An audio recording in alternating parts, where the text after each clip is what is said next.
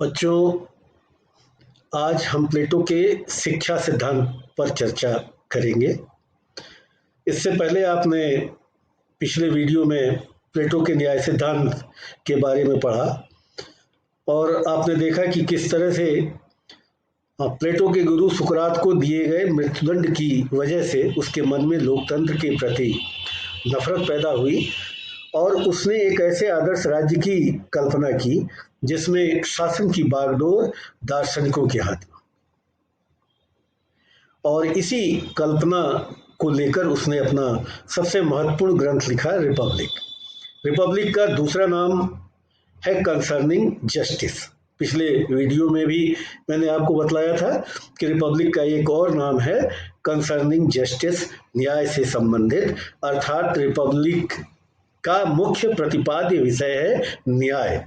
न्याय पर आधारित आदर्श राज्य की स्थापना, जिसमें विवेक प्रधान व्यक्ति दार्शनिक होगा और वही शासक होगा।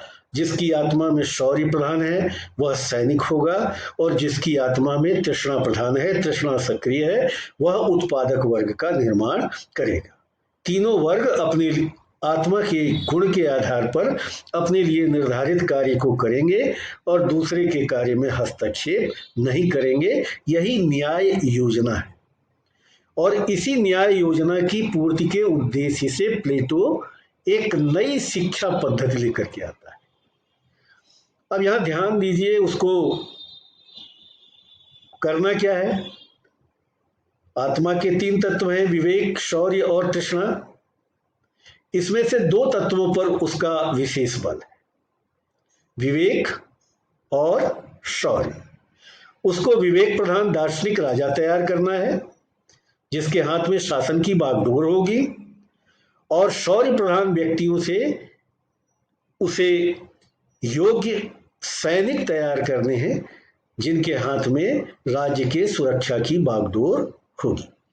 तो प्लेटो के शिक्षा का मुख्य उद्देश्य है दार्शनिक राजा तैयार करना और योग्य सैनिक तैयार करना, जिससे राज्य में आदर्श शासन की स्थापना की जा सके और राज्य के सुरक्षा का प्रबंध समुचित तरीके से किया जा सके। इसी उद्देश्य से उसने अपने ग्रंथ रिपब्लिक में शिक्षा के एक अनूठी योजना प्रस्तुत की। कहा जाता है कि रिपब्लिक न्याय और आदर्श राज्य और राजनीति के साथ साथ शिक्षा पर लिखा गया भी एक महत्वपूर्ण ग्रंथ है। रूसो ने तो यहां तक कहा है कि प्लेटो का रिपब्लिक शिक्षा पर लिखा गया अब तक का सबसे महानतम ग्रंथ। जो भी हो, प्लेटो ने अपनी नई शिक्षा योजना में मुख्य रूप से दार्शनिक राजा और सैनिक तैयार करने की योजना प्रस्तुत की है।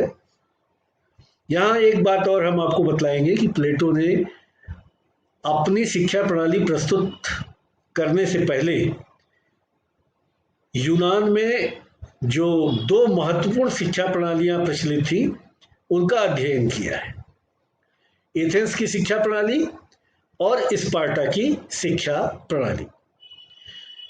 उसने इन दोनों ही देशों की शिक्षा प्रणाली के गुणों को आत्मसात किया है, अवगुणों को छोड़ा है। दोनों शिक्षा प्रणालियों के गुणों को समन्वित करके अपनी नई शिक्षा पद्धति का विकास किया है। तो एक एक करके मैं यहाँ आपको दोनों शिक्षा प्रणालियों के बारे में बतलाऊंगा और ये भी बतलाऊंगा कि इनमें क्या गुण था और क्या अवगुण था। सबसे पहले एथेंस, जहाँ का प्लेटो निवासी था। एथेंस की शिक्षा प्रणाली की जो प्रमुख विशेषताएं थी कि एथेंस में शिक्षा पर राज्य का कोई नियंत्रण नहीं था। एथेंस की शिक्षा प्रणाली में राज्य का कोई नियंत्रण नहीं था और व्यक्ति अपने प्रयासों से और अपने पैसे से, अपने खर्चे से शिक्षा प्राप्त करता था। राज्य का कोई योगदान नहीं होता था, व्यक्ति स्वयं अपने प्रयासों से शिक्षा प्राप्त करता था और शिक्षा में व्यक्ति के बौद्धिक विकास पर विशेष रूप से बल दिया जाता था। उसकी बौद्धिक क्षमता के विकास पर अधिक बल दिया जाता था, बल्कि यूं कहें कि केवल बौद्धिक क्षमता के विकास को ध्यान में रखकर ही शिक्षा प्रदान की जाती थी। और शिक्षा की प्रकृति व्यक्तिवादी थी। तात्पर्य यह है कि शिक्षा का मुख्य उद्देश्य था व्यक्ति को व्यक्ति के लिए तैयार करना, न कि समाज के। यहाँ शिक्षा का मुख्य उद्देश्य क्या था? व्यक्ति को व्यक्ति के लिए तैयार करना, न कि समाज के लिए तैयार। एथेंस की शिक्षा प्रणाली में कुल 3 चरण थे। 6 साल से 14 साल की आयु तक बच्चे को साहित्य, व्यायाम और संगीत की शिक्षा दी जाती थी। 14 से 18 साल की आयु तक राजनीति की शिक्षा दी जाती थी। यहाँ हम आपको पहले भी बता चुके हैं कि एथेंस में जो शासन की प्रणाली थी वो लोकतांत्रिक थी, और इस लोकतांत्रिक प्रणाली में राजनीति का ज्ञान और भाषण कला 2 चीजें महत्वपूर्ण थी। एथेंस की शिक्षा में इन्हीं बातों पर विशेष बल दिया जाता था। व्यक्ति जो बौद्धिक एक वर्ग था जो धन लेकर के लोगों को शिक्षा प्रदान करता था, जिनको सोफिस्ट कहा जाता था। पिछले न्याय सिद्धांत में भी मैंने आपको बतलाया था, इनसे शिक्षा प्राप्त करता था। तो 14 से 18 वर्ष की आयु तक राजनीति की शिक्षा प्राप्त करता था, जिसमें वह भाषण कला, राजनीतिक ज्ञान, राजनीतिक विषयों के बारे में जानता था। और 18 से 20 वर्ष की आयु तक उसे सैनिक शिक्षा प्रदान की जाती थी। ये 2 साल की शिक्षा ही राज्य के द्वारा प्रदान की जाती थी। तो इस तरह से एथेंस की जो शिक्षा प्रणाली थी उसमें जो अवगुण था कि शिक्षा पर राज्य का कोई नियंत्रण नहीं था, व्यक्ति अपने प्रयासों से शिक्षा प्राप्त करता था। और दूसरे, शिक्षा का जो उद्देश्य था वह व्यक्ति को व्यक्ति के लिए तैयार करना था, समाज हित में इसका कोई योगदान नहीं था। इसका गुण क्या था कि शिक्षा व्यक्ति के बौद्धिक विकास पर बल देती थी, या उसकी बौद्धिक और उसके विवेक क्षमता का विकास करती थी। प्लेटो को भी क्या करना था? दार्शनिक राजा तैयार करना था, तो उनकी बौद्धिक क्षमता का विकास करना था। तो प्लेटो ने एथेंस की शिक्षा प्रणाली से यह तत्व ग्रहण किया। शिक्षा का उद्देश्य बौद्धिक विकास, यानी बौद्धिक विकास का तत्व उसने एथेंस की शिक्षा प्रणाली से ग्रहण किया। अब आ जाइए स्पार्टा पर। स्पार्टा एक सैनिक राज्य था जहां सुरक्षा की समस्या हमेशा बनी रहती थी, और सुरक्षा की समस्या को ध्यान में रखते हुए स्पार्टा में सैनिकों की शिक्षा पर और सैनिक निर्माण पर, सुरक्षा पर विशेष बल दिया जाता था। और पूरी की पूरी शिक्षा प्रणाली मुख्य रूप से श्रेष्ठ सैनिकों के निर्माण के उद्देश्य से प्रेरित थी। स्पार्टा में शिक्षा पर राज्य का पूरा नियंत्रण था। व्यक्ति अपने प्रयास से कोई शिक्षा नहीं प्राप्त कर सकता था, राज्य ही जो शिक्षा देता वह उसे प्राप्त करना था। राज्य द्वारा नियंत्रित शिक्षा ही व्यक्ति को प्राप्त होती थी। स्पार्टा में स्त्री और पुरुष, यानी बालक और बालिका दोनों के लिए शिक्षा की समान व्यवस्था थी। यानी स्त्रियां भी सैनिक होती थी और पुरुष भी सैनिक होते थे, इसलिए दोनों के शारीरिक क्षमता या उनके अंदर की जो सैन्य क्षमता है उसके विकास पर बल दिया जाता था, और शिक्षा इस उद्देश्य से प्रेरित होती थी। स्पार्टा की शिक्षा प्रणाली में शारीरिक विकास पर बल दिया जाता था। अब यहां ध्यान दीजिएगा, एथेंस में बौद्धिक विकास पर केवल बल दिया जाता था, एथेंस में केवल बौद्धिक विकास पर बल दिया जाता था, और स्पार्टा में केवल शारीरिक विकास पर बल दिया जाता था। एथेंस में राजनीतिज्ञ तैयार करने थे और स्पार्टा में सैनिक तैयार करने थे। और प्लेटो को क्या करना है? उसको दार्शनिक राजा भी बनाना है और प्लेटो को सैनिक भी बनाना है। और चौथी विशेषता जो स्पार्टा के शिक्षा प्रणाली की थी, यहाँ शिक्षा की प्रकृति सामाजिक थी, यानी शिक्षा का उद्देश्य व्यक्ति को समाज के लिए तैयार करना था, व्यक्ति के लिए नहीं, समाज के लिए तैयार करना था, समाज हित में उसे तैयार करना था। स्पार्टा में 7 वर्ष की आयु के बालक बालिकाओं को माता पिता से अलग कर राज्य के नियंत्रण में ले लिया जाता था और उनकी शिक्षा की व्यवस्था की जाती थी। यहाँ ध्यान दीजिएगा कि स्पार्टा का एक संविधान था। इस संविधान में योग्य बलिष्ठ नागरिकों के ही पालन की व्यवस्था थी। स्पार्टा के संविधान में व्यवस्था थी कि यदि कोई बच्चा विकलांग या बीमार पैदा होता है तो उसे पाला नहीं जाएगा, उसको पहाड़ की चोटी से फेंक कर मार दिया जाएगा और 7 साल की आयु के बाद से स्वस्थ बच्चों को राज्य के नियंत्रण में लेकर उनकी शिक्षा की व्यवस्था की जाती थी। तो यहाँ एथेंस से क्या लिया उसने? बौद्धिक विकास का तत्व। स्पार्टा से क्या लिया? शारीरिक विकास का तत्व, शिक्षा पर राज्य का नियंत्रण और शिक्षा की प्रकृति सामाजिक, यानी शिक्षा का जो मूल उद्देश्य होगा व्यक्ति को समाज हित में तैयार करना। तो एथेंस से क्या लिया? केवल एक चीज, बौद्धिक विकास का तत्व। और स्पार्टा को एक तरह से आप देखें पूरा का पूरा ले लेता है। स्पार्टा की शिक्षा प्रणाली के सारे तत्व वह स्वीकार कर लेता है। स्पार्टा में कमी क्या थी? केवल शारीरिक विकास पर बल दिया जाता था, बौद्धिक विकास पर बल नहीं दिया जाता था। तो यह तत्व उसने कहां से ले लिया? एथेंस से लिया। और इसके बाद उसने अपनी शिक्षा प्रणाली का प्रतिपादन किया है, अपने शिक्षा प्रणाली की रूपरेखा उसने तय की है। यहाँ एक चीज मैंने स्लाइड में नहीं डाली है, थोड़ा सा आपसे चर्चा कर लेना चाहूंगा। थोड़ा विषय गंभीर है और जब भी मैं इस बात की चर्चा करता हूं तो कक्षा में कुछ विद्यार्थी नींद के आगोश में चले जाते हैं, क्योंकि गंभीर दार्शनिक तत्व है। यहाँ आपको इसे अपने नोट्स में शामिल करना चाहें तो शामिल करें, यदि लिख सकते हैं तो, नहीं तो पीजी लेवल पर ये चीज़ आपके लिए आवश्यक होगी जानना, इसलिए इसकी यहाँ हम चर्चा कर देना चाहते हैं। प्लेटो ने शिक्षा क्या है और शिक्षा क्यों जरूरी है, इस पर एक चर्चा की है, उसे मैं आपको बतलाना चाहूंगा। 2 चीजें हैं इसमें कि शिक्षा क्या है और शिक्षा क्यों जरूरी है। जिसे आप कह सकते हैं कि शिक्षा की दार्शनिक व्याख्या, प्लेटो ने शिक्षा की दार्शनिक व्याख्या की है। तो यहां सबसे पहले हम चर्चा करेंगे कि शिक्षा है क्या। प्लेटो के अनुसार शिक्षा क्या है।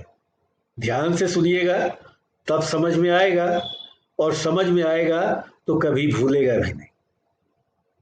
यहां एक चीज और ध्यान में रखिएगा कि 3 शब्द हैं जिनका इस्तेमाल हम यहां कर रहे हैं। प्लेटो ने इन तीनों को पर्यायवाची माना है, मन, मस्तिष्क और आत्मा। मन, मस्तिष्क और आत्मा, तीनों को प्लेटो ने पर्यायवाची माना है। तो हम जहां मन कह रहे हैं या आत्मा कह रहे हैं या मस्तिष्क कह रहे हैं, तीनों का तात्पर्य एक ही होगा। तो अब यहां सबसे पहले हम आपको बतलाएं शिक्षा क्या है। प्लेटो कहता है कि प्रत्येक व्यक्ति में एक आत्मा होती है। अब ध्यान दीजिएगा, प्रत्येक व्यक्ति में एक आत्मा होती है, यदि मस्तिष्क होता है, प्रत्येक व्यक्ति में एक आत्मा होती है और यह आत्मा ज्ञान की विषय की ओर उन्मुख होती है, सक्रिय होती है। यानी यह आत्मा या मन या मस्तिष्क स्वयं ज्ञान के विषय की ओर प्रेरित होती है, भागती है। ज्ञान प्राप्त करने के लिए ज्ञान के विषयों की ओर स्वतः भागती है। ज्ञान के विषय इस मन यानी मस्तिष्क के समक्ष लाए नहीं जाते। कोई ज्ञान के विषय बताने के लिए, पढ़ाने के लिए व्यक्ति की आत्मा के सामने या मस्तिष्क के सामने नहीं लाता, बल्कि यह आत्मा या मन या मस्तिष्क स्वयं ज्ञान के विषयों की ओर भागती है, उनको जानने के लिए प्रयास करती है, स्वयं उनका ज्ञान प्राप्त करने का प्रयास करती है। तो पहली बात क्या बतलाई हमने आप में? प्रत्येक व्यक्ति में एक आत्मा है यानी मस्तिष्क है, जो सक्रिय रहती है, हमेशा सक्रिय रहती है और अपने आसपास के पर्यावरण से ज्ञान प्राप्त करने का प्रयास करती है। ज्ञान के विषय इसके समक्ष लाए नहीं जाते, बल्कि यह स्वयं ज्ञान प्राप्त करने का प्रयास करती है। अब यहाँ एक सवाल उठता है अक्सर कि जब मन है यानी मस्तिष्क है वह सक्रिय है और स्वयं ज्ञान के विषयों की ओर दौड़ती है, ज्ञान प्राप्त करने का प्रयास करती है, तो फिर अध्यापक की क्या आवश्यकता है, शिक्षक की क्या आवश्यकता है? यह मस्तिष्क तो स्वयं ज्ञान प्राप्त कर लेगा। अपने परिवेश में चारों तरफ ज्ञान के विषय बिखरे पड़े हैं, यह आत्मा सक्रिय है, मस्तिष्क सक्रिय है और अपनी इस सक्रियता के कारण वह स्वयं ज्ञान प्राप्त कर लेगा। फिर शिक्षक की क्या जरूरत है? क्यों टीचर रखे जाते? प्लेटो कहता है कि शिष्य यानी विद्यार्थी के परिवेश के चारों तरफ ज्ञान के विषय फैले हुए हैं और ज्ञान के इन विषयों में अच्छे विषय भी हैं और बुरे विषय भी हैं। यानी शिक्षा के अच्छे तत्व भी हैं और ऐसी चीजें भी हैं जो विद्यार्थी पर विपरीत असर डाल सकती है।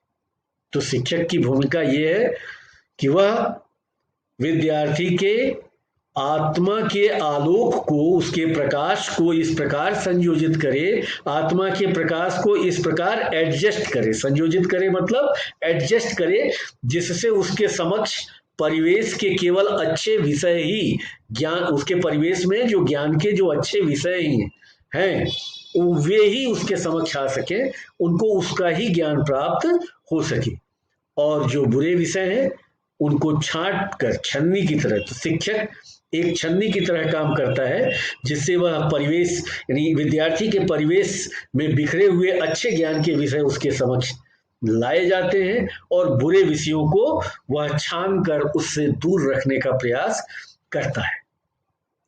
तो शिक्षक की यह भूमिका है कि वह परिवेश के अच्छे ज्ञान के विषय विद्यार्थी के समक्ष ले आता है, उसके आत्मा का जो प्रकाश है इस प्रकार संयोजित करता है कि ज्ञान के अच्छे विषय ही उसके समक्ष आ सके।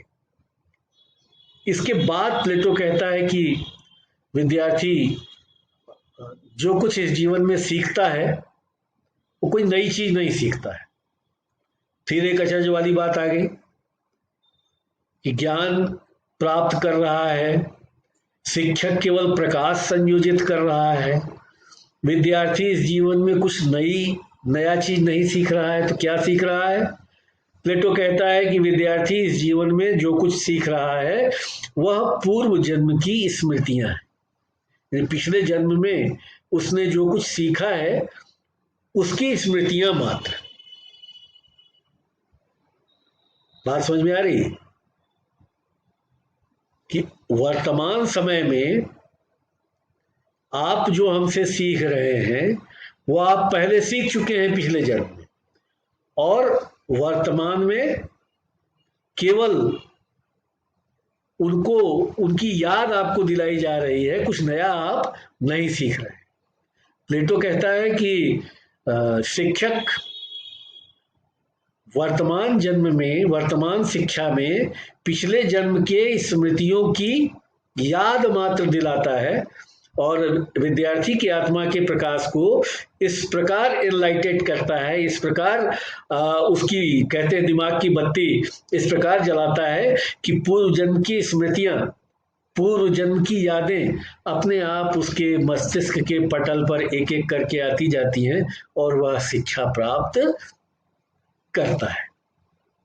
दो बातें हमने आपको बतलाई कि आत्मा सक्रिय है यानी मस्तिष्क सक्रिय है, स्वयं शिक्षा प्राप्त करता है, शिक्षक केवल प्रकाश का संयोजन इस प्रकार करता है, आत्मा के प्रकाश का संयोजन इस प्रकार करता है जिससे शिष्य के समक्ष परिवेश के अच्छे तत्व ही आ सके, बुरे तत्व ना आ सके।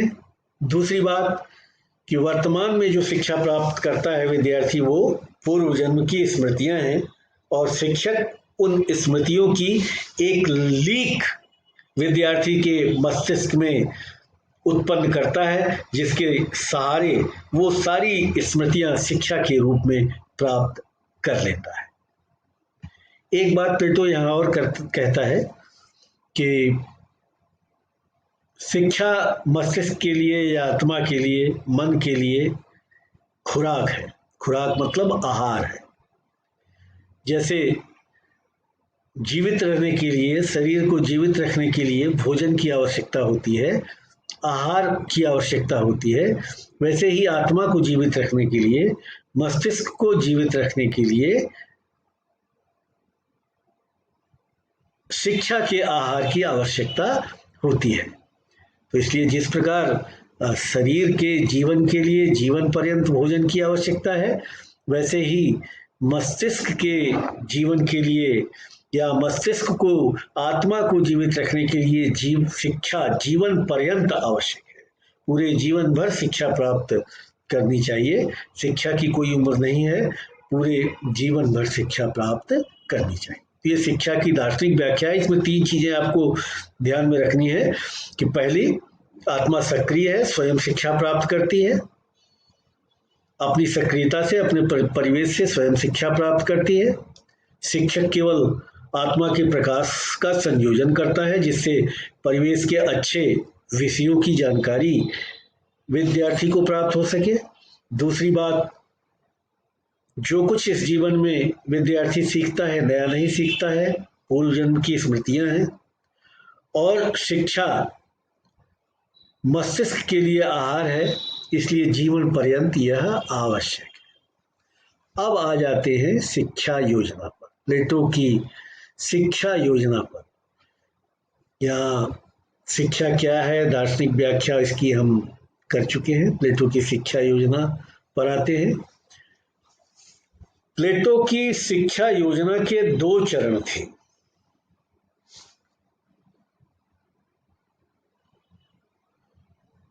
पहला प्रारंभिक शिक्षा और दूसरी उच्च शिक्षा। पूरी की पूरी शिक्षा उसकी 2 चरणों में संपन्न होनी है, प्रारंभिक शिक्षा और उच्च शिक्षा। तो आज के लिए इतना ही काफी।